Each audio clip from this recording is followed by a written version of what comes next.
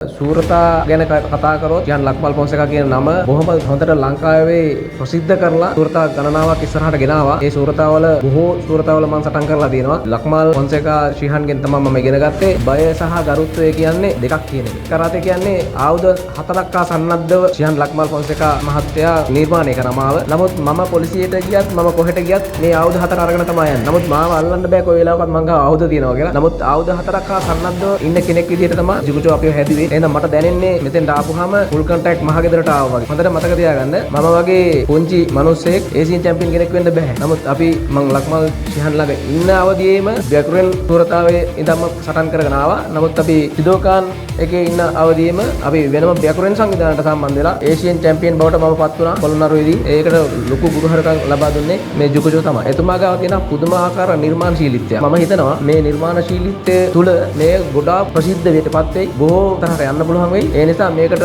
සම්බන්ධ නොවුණු අය ඉදිරියේදී සම්බන්ධ වෙයි. මම හිතනවා මේ සූරතාවලිය දිගින් දිගටම හොඳටම ශක්තිමත් වෙලා ඉස්සරහට එයි.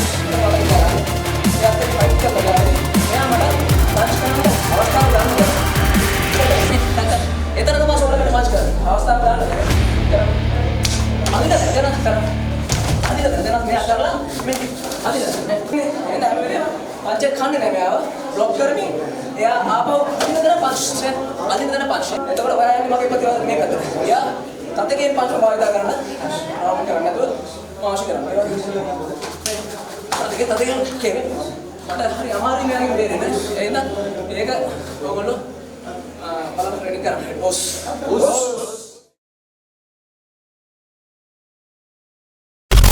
Lakmal Challenge 2025 International Karate Tournament.